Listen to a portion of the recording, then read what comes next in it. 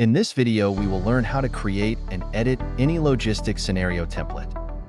A scenario template is a Microsoft Excel file with proper Anylogistix naming and formatting that you can use to share a scenario, add or edit scenario data to later import it into Anylogistix. To create a scenario template, we simply export a scenario to an Excel file. This scenario should contain all types of data that you are planning to edit or add. Such data will serve as a formatting example. The export parameters show that the template will, by default, contain experiment settings.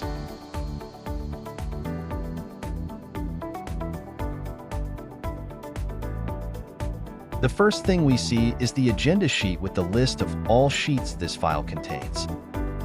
So do not remove or rename any sheets. Also, we do not recommend adding sheets manually. The exported scenario already contains all the required data examples.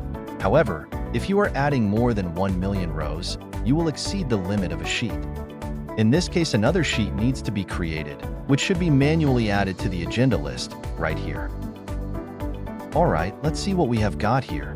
As expected, apart from the Anylogistix input tables, the template also contains scenario and experiment settings, project units and their conversions, and lastly, icons. All the data formatting is quite simple and obvious. However, there are tips and tricks that you should know about. Let us have a closer look at the data organization on the example of the products table. We can see that each value occupies its own cell, and the data structure is identical to what we have in the Anylogistix table. The only difference here is the ID column, which is a unique identifier that serves as a reference to this item throughout the template. So what can we edit here?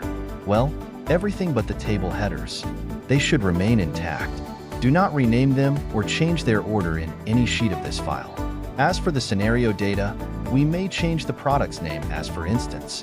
Since this product is referenced by its ID, no other actions are required. We may save the file and import it right away. Renaming a product's ID, on the other hand, requires renaming all instances of this ID throughout the file.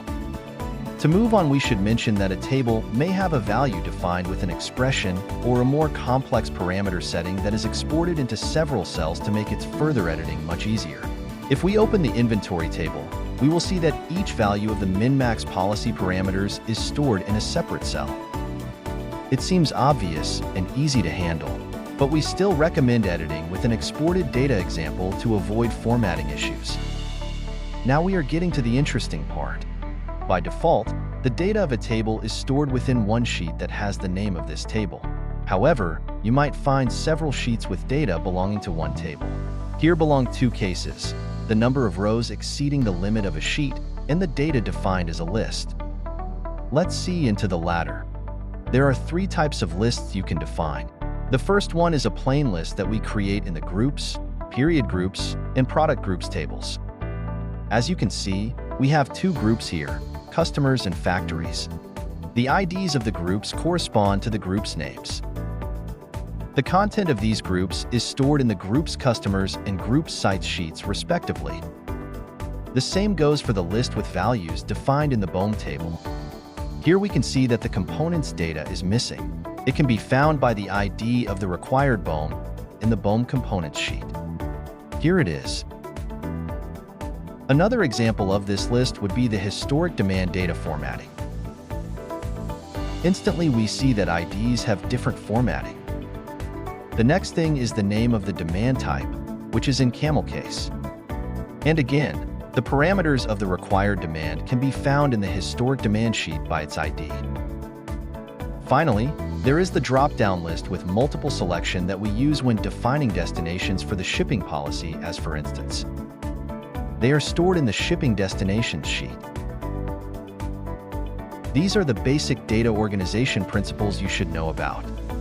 Now there is a couple of handy tricks you can use when working with a massive supply chain scenario. The first one is comments. You are free to leave numerous comments of unlimited length in any input table sheet, right here after the last column. These comments are not processed during import and are available in this file only. And the second trick is the Excel functions and formulas. This allows you to keep all the necessary calculations in the Excel file. Anylogistix will do the math to fill the scenario with the required values. To process them during import, enable the scenario contains formulas option in the advanced section of the import dialog. And of course, the import time might depend on the number of formulas your scenario contains.